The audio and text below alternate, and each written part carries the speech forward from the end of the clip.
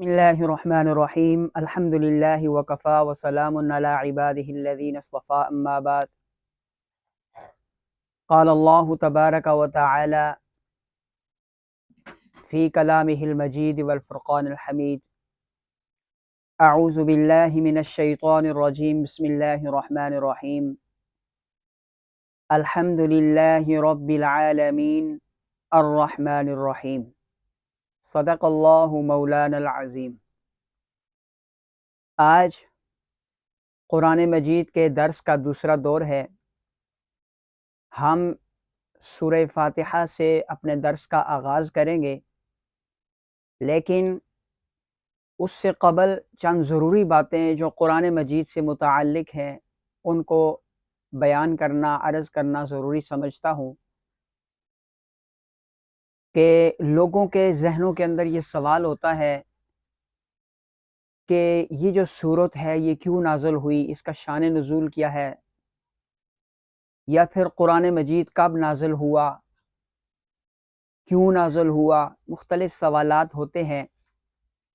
ان سوالات کی بنیاد پر چند باتیں عرض کرنا چاہتا ہوں۔ سب سے پہلے تو یہ سمجھیں کہ یہ قرآن کب نازل ہوا اور پہلی وحی کب نازل ہوئی، اس کی تاریخ کیا ہے۔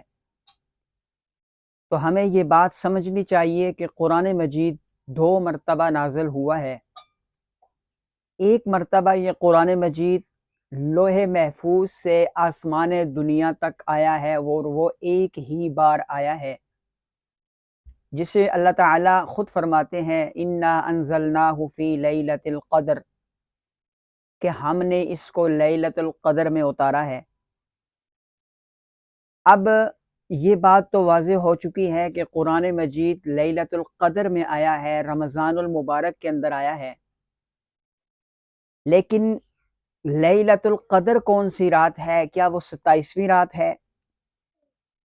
رسول اللہ صلی اللہ علیہ وسلم مسجد کے اندر تشریف فرما ہے، تو اللہ تعالیٰ نے آپ کو یہ رات دکھائی، تو آپ صلی اللہ علیہ وسلم جب مسجد سے باہر تشریف لائے کہ میں لوگوں کو اس رات کے بارے میں بتاؤں، تو 2 لوگ آپس میں جھگڑا کر رہے تھے کسی بات کو لے کر۔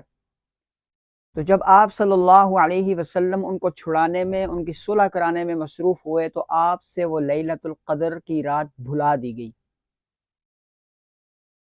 تو اس وجہ سے اس رات کا تعین مشکل ہے کہ یہ 21ویں ہے، 23ویں ہے، 25ویں ہے، 27ویں ہے یا 29ویں ہے۔ لوگوں نے اس کو بعض دلائل کی روشنی میں غالب 27ویں لیا ہے۔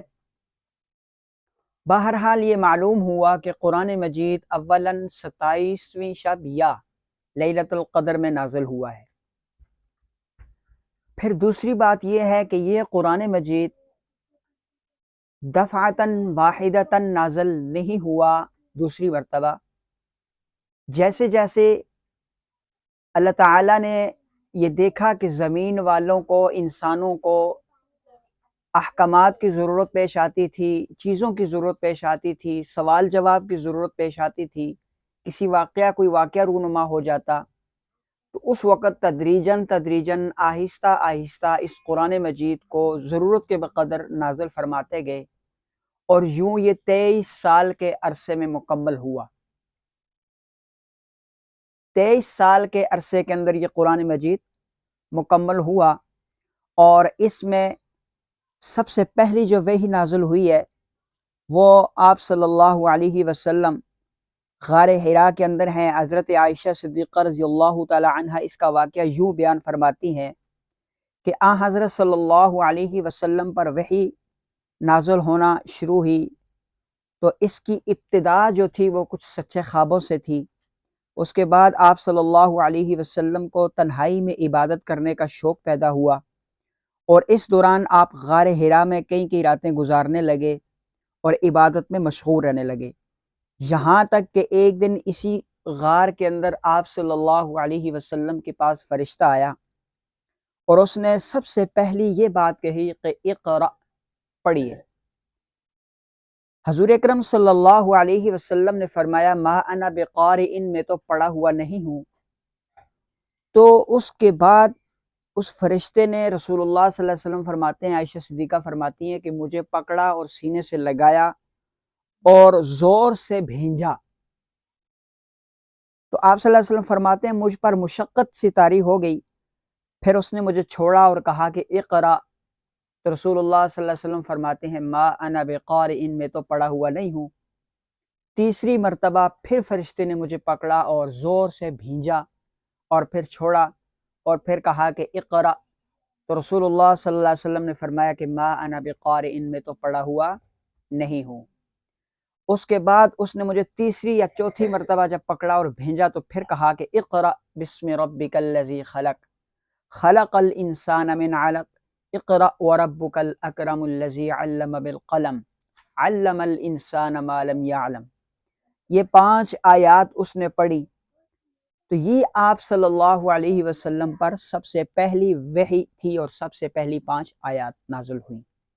اس کے بعد 3 سال تک وحی کا سلسلہ منقطع رہا۔ اسی زمانے میں فطرت وحی کا زمانہ کہتے ہیں۔ پھر 3 سال کے بعد وحی فرشتہ لے کر آیا، آپ کو آسمانوں اور زمینوں کے درمیان دکھائی دیا، اس نے سورہ مدثر کی ابتدائی آیات نازل فرمائیں۔ بہرحال پھر وحی کا سلسلہ جاری رہا اور 23 سال کے عرصے میں آخری وحی جو آیت کریمہ لے کر آئی وہ ہے الیوم اکملت لکم دینکم واتممت علیکم نعمتی ورضیت لکم الاسلام دینا۔ لیکن ان آیات کے اندر، اس قرآن مجید کے اندر بہت ساری صورتیں ہیں جن کی تعداد 114 ہے۔ ان میں کچھ مکی صورتیں ہیں اور کچھ مدنی صورتیں ہیں۔ یہ کیا تصور ہے؟ کیا وہ صورتیں جو مدینہ میں نازل ہوئیں انہیں مدنی کہا جاتا ہے، جو مکہ میں نازل ہوئیں انہیں مدنی کہا جاتا ہے؟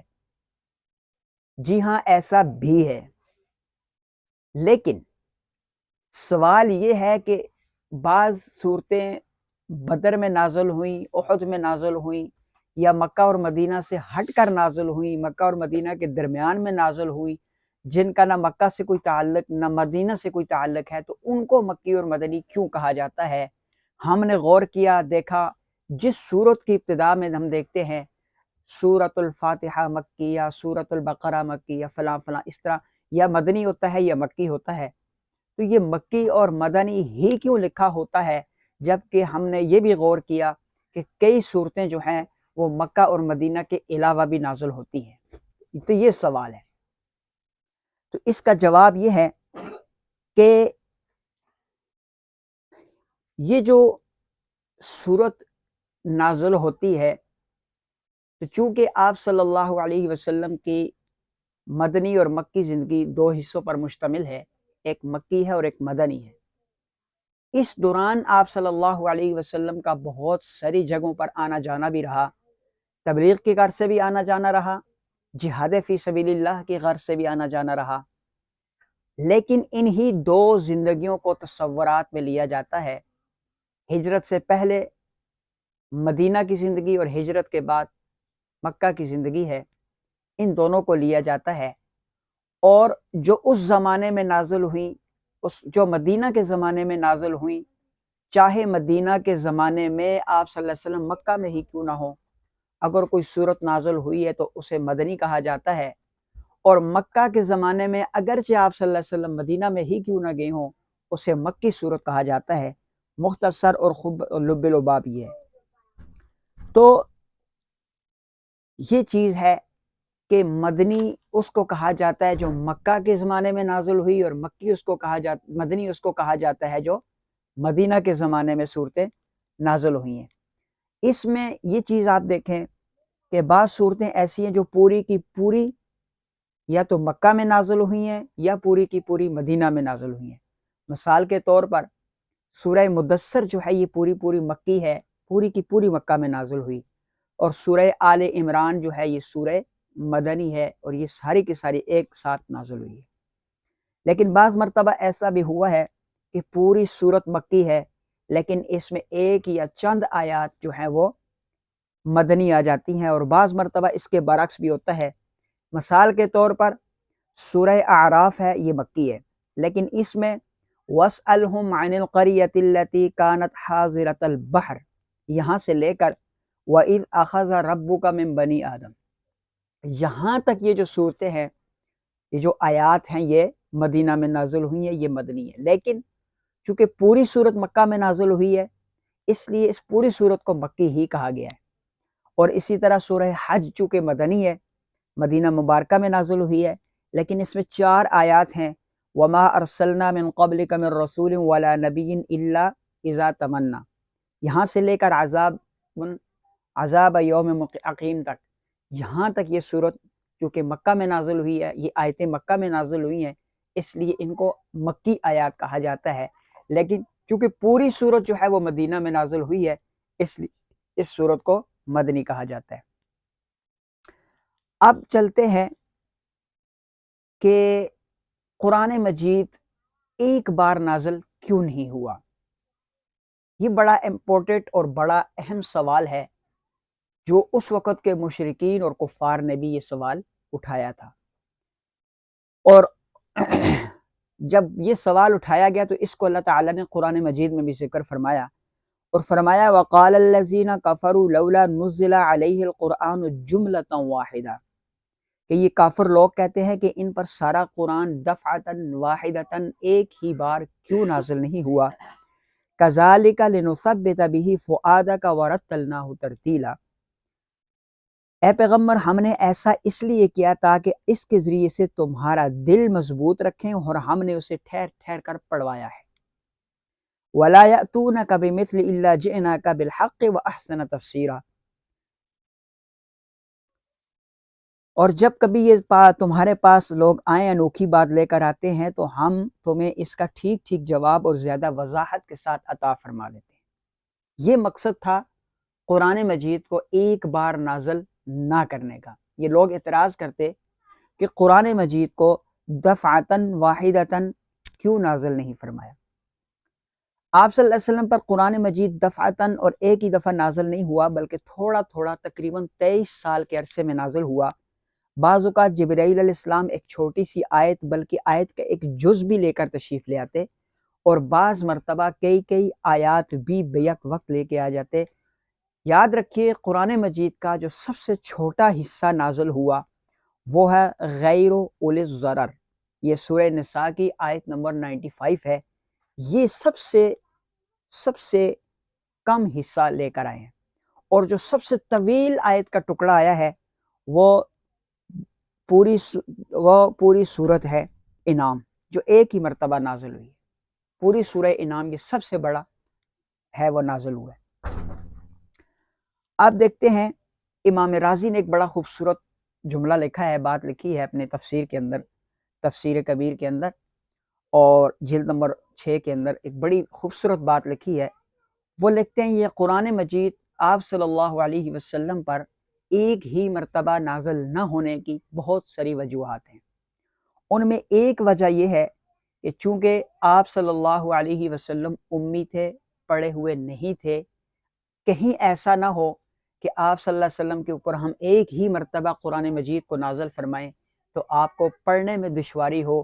اللہ تعالیٰ نہیں چاہتے کہ میرے محبوب کسی بھی طریقے سے مشکلات کا شکار ہوں، تو اللہ تعالیٰ نے قرآن مجید کو بتدریجاً آہستہ آہستہ بقدر ضرورت نازل فرمایا، اس لیے کہ آپ صلی اللہ علیہ وسلم کو آسانی کے ساتھ یاد ہو سکے۔ اس کے برعکس موسیٰ علیہ السلام کو جو کتاب عطا ہوئی تورات، وہ ایک ہی مرتبہ نازل ہوئی، اس لیے کہ موسیٰ علیہ السلام پڑھنا بھی جانتے تھے، لکھنا بھی جانتے تھے۔ دوسری جو وجہ لکھی ہے کہ اگر پورا قرآن ایک ہی مرتبہ نازل ہو جاتا تو تمام کے تمام احکامات کے اوپر یکدم پابندی لازم ہو جاتی، شراب کے عادیوں کو شراب چھوڑنا مشکل ہو جاتا، زنا کے عادیوں کو زنا چھوڑنا مشکل ہو جاتا، اور بہت ساری جو اس وقت کی اس طرح کی خرافات تھی، جو بیماریاں کے اندر لوگ مبتلا تھے، ان کا یکدم چھوڑنا مشکل پیش آ جاتی۔ اس لیے اللہ تعالیٰ نے ایک ایک حکم تھوڑا تھوڑا کر کے نازل کیا تاکہ احکامات کے اوپر عمل کرنا ان لوگوں کے لیے آسان ہو جائے۔ چونکہ حکیمانہ انداز بھی یہی تھا کہ اس کو آہستہ آہستہ نازل کیا جائے، اور چونکہ یہ کتاب عارضی اور وقتی کتاب نہ تھی، قیامت تک آنے والی کتاب تھی، اس لیے اس کو قیامت تک جاری و ساری رکھنا تھا، اور اس کو اسی انداز میں جاری رکھنا تھا، اور آپ صلی اللہ علیہ وسلم کے اوپر نازل ہونے والا جو دین ہے یہ دین عالمی دین ہے، یہ وقتی یا مقامی دین نہیں ہے، یہ عالمی دین ہے، اس لیے اس کو آہستہ آہستہ نازل فرمایا اور اس کو رہتی دنیا تک قائم و دائم رکھا۔ تیسری چیز، حضرت صلی اللہ علیہ وسلم کو اپنی قوم کی طرف سے ہر روز نئی اذیتیں برداشت کرنا پڑتی تھی، اور جبرائیل علیہ السلام کا بار بار قرآن مجید لے کر آنا ان اذیتوں کے مقابلے میں حوصلہ افزائی تھا، تسلی تھی، اور آپ صلی اللہ علیہ وسلم کو پیغام تشفی دینا تھا کہ آپ حوصلہ رکھیں، آپ بے فکر رہیں، آپ کسی قسم کی پریشانی میں مبتلا نہ ہوں، اللہ آپ کے ساتھ ہے، اللہ تعالیٰ آپ کی رہنمائی کرتے ہیں۔ اور آپ کو تقویت دینے کے لیے یہ آیات بار بار تھوڑی تھوڑی جس طرح کچھ واقعات یا رونما ہوتے یا آپ صلی اللہ علیہ وسلم کے اوپر سوالات ہوتے تو وہ نازل ہوتی۔ اور چوتھی بات جو امام رازی رحمۃ اللہ علیہ نے لکھی ہے وہ یہ ہے کہ قرآن پاک کا ایک بہت بڑا حصہ لوگوں کے سوالات کے جوابات ہیں۔ مثال کے طور پر یسألونک عن المحیض، یسألونک عن الاہلہ، اور اس طرح کے بہت سارے سوالات ہیں قرآن مجید کے اندر موجود ہیں۔ پھر ان سوالات کے جوابات اللہ تعالیٰ نے دیے، جیسے وہ ایک عورت آئی آپ صلی اللہ علیہ وسلم کے پاس میراث کا واقعہ لے کر، تو اس طرح کی، اور یہی بات ہے کہ بہت ساری آیات نازل ہوئی ہیں جو کسی واقعے کی روشنی میں ہوئی ہیں۔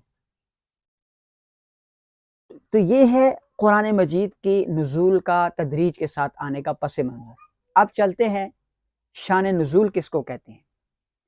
قرآن مجید کی آیات کی دو قسمیں ہیں، ایک وہ آیت ہیں جو اللہ تعالیٰ نے از خود نازل فرمائی، کوئی حکم دے کر، کوئی خاص واقعہ یا کوئی خاص سوال وغیرہ نہیں تھا۔ دوسری آیات وہ ہیں کہ جن کا نزول کسی خاص واقعے کی وجہ سے ہے یا کسی سوال کے جواب میں ہے، جیسے ان آیاتوں کا اسے پس منظر بھی کہا جاتا ہے، اور مفسرین کی اصطلاح میں اسے شان نزول یا سبب نزول کہا جاتا ہے۔ مثال کے طور پر کوئی واقعہ پیش آ گیا، اس واقعے کے اوپر اللہ تعالیٰ نے اس آیت کو نازل کیا، تو اس آیت کا جو شان نزول یا سبب نزول ہوگا یہ واقعہ ہوگا۔ یا پھر کسی شخص نے آ کر آپ صلی اللہ علیہ وسلم سے کوئی سوال کیا تو اللہ تعالیٰ نے اس آیت کو نازل فرمایا، تو اس آیت کا جو سبب نزول یا شان نزول ہوگا، اس شخص کا یہ سوال ہوگا۔ جیسے ایک صحابی رسول ہیں حضرت مرثد بن ابی مرثد، یہ مکہ کی طرف چلے گئے، تو مکہ سے مدینہ کی طرف جب چلے گئے ہجرت کر کے، لوگ سارے صحابہ اکرام آپ صلی اللہ علیہ وسلم گئے، تو یہ اسی وقت مسلمان ہوئے اور آپ صلی اللہ علیہ وسلم کے ساتھ ہجرت کر کے مدینہ چلے گئے۔ جب وہاں پہنچے تو آپ صلی اللہ علیہ وسلم نے فرمایا کہ آپ واپس جاؤ، آپ کو لوگ ابھی تک یہ نہیں پہچانتے کہ آپ مسلمان ہو چکے ہو، وہاں سے لوگوں کو آپ جو ہے نا وہ دعوت اسلام دو اور مدینہ کی طرف لے کے آؤ۔ تو جب یہ شہر مکہ میں پہنچے تو ان کی اسلام قبول کرنے سے پہلے عنقا نامی ایک عورت سے دوستی تھی، یوں سمجھے کہ وہ گرل فرینڈ تھی ان کی اور یہ بوائے فرینڈ تھے ان کے، تو ان کے ساتھ یہ ریلیشن شپ تھی۔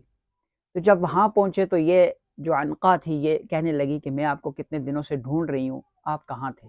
تو انہوں نے کہا کہ اب تیری اور میری یہ دوستی نہیں چل سکتی، اس لیے کہ میں نے اسلام قبول کر لی ہے، اور اسلام ہمارا اس چیز کی اجازت نہیں دیتا۔ جب ہمارا اسلام اس چیز کی اجازت نہیں دیتا تو ہم یہ ریلیشن شپ نہیں رکھ سکتے۔ لیکن حضرت مرثد بن ابی مرثد رضی اللہ تعالی عنہ نے فرمایا کہ میں مدینہ جاؤں گا اور رسول اللہ صلی اللہ علیہ وسلم سے اس واقعے کی تفصیل پوچھوں گا، تو پھر میں آپ کو بتاؤں گا، انہوں نے اجازت دی تو میں آپ کے ساتھ نکاح کر لوں گا۔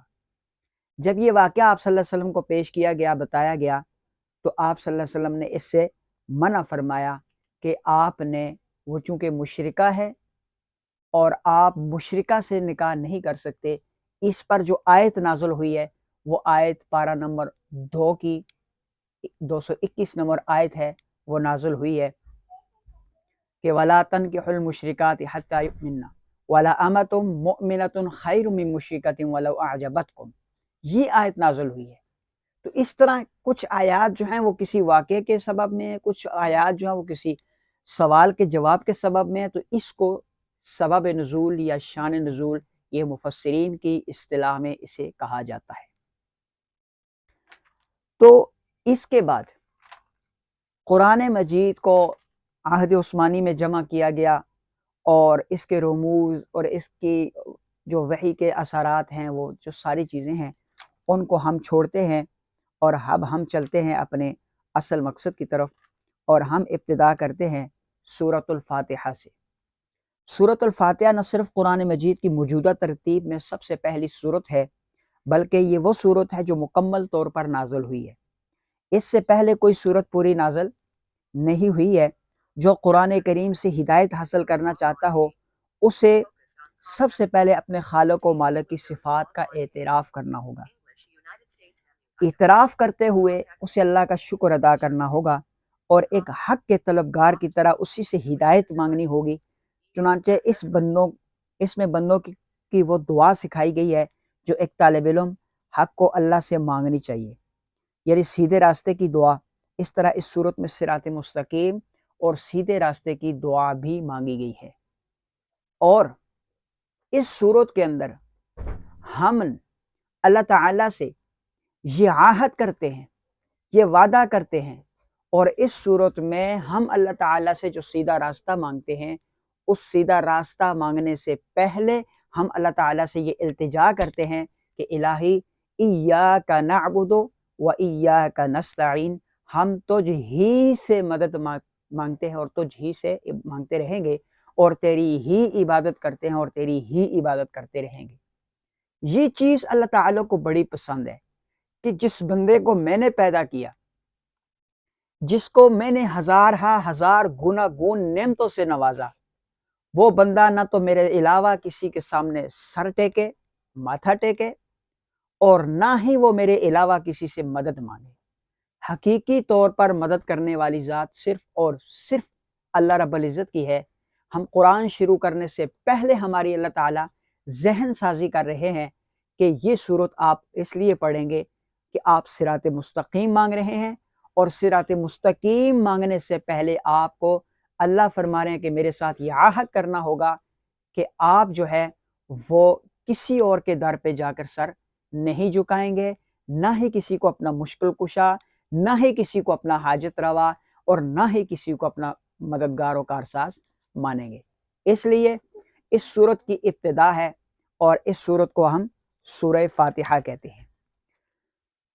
فرمایا الحمدللہ رب العالمین، تمام تعریفیں اللہ کے لیے ہیں جو سارے جہانوں کا رب ہے، پالنے والا ہے۔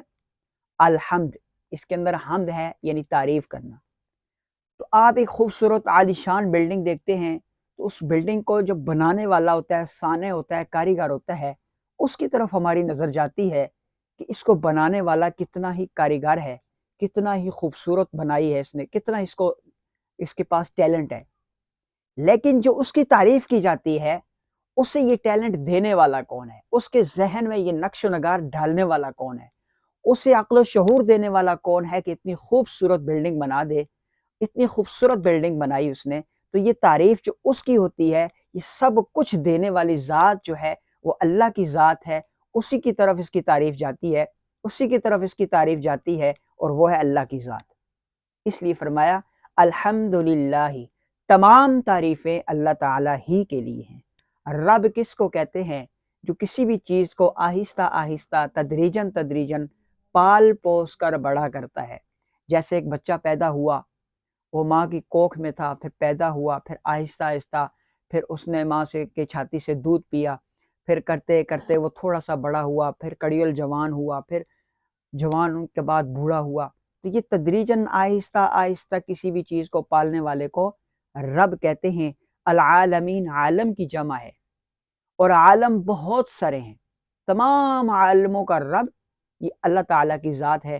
ہم نے تو ایک عالم دیکھا ہے، ماں کا بطن، اور ایک عالم اس دنیا کو دیکھا ہے، پھر آخرت میں جائیں گے قبر کی منازل، حشر کی منازل، پھر جنت یا جہنم۔ تو اللہ تعالیٰ ان تمام عالموں کا بنانے والا ہے، ان تمام عالموں کا بنانے والا ہے، سب عالموں کا بنانے والا اللہ ہے۔ الرحمن الرحیم، بڑا مہربان، نہایت رحم والا ہے۔ الرحمن اور الرحیم دونوں کا معنی تو ایک ہی ہے، رحم کرنے والا، لیکن تھوڑا سا مفسرین نے، علماء کرام نے فرق لکھا ہے کہ دنیا کے اندر جب اللہ تعالیٰ رحم کرنا چاہتے ہیں یا کوئی عذاب نازل کرنا چاہتے ہیں تو اس عذاب کے اندر کافر بھی آ جاتے ہیں، مسلمان بھی آ جاتے ہیں۔ مثال کے طور پر جب کہیں زلزلہ آ جاتا ہے تو اس زلزلے کی ذات میں اگر وہ زلزلہ اللہ کے غضب کی بنیاد پر ہو تو وہ اس کی ذات میں نہ صرف کافر آتے ہیں بلکہ مسلمان بھی وہاں پر مارے جاتے ہیں۔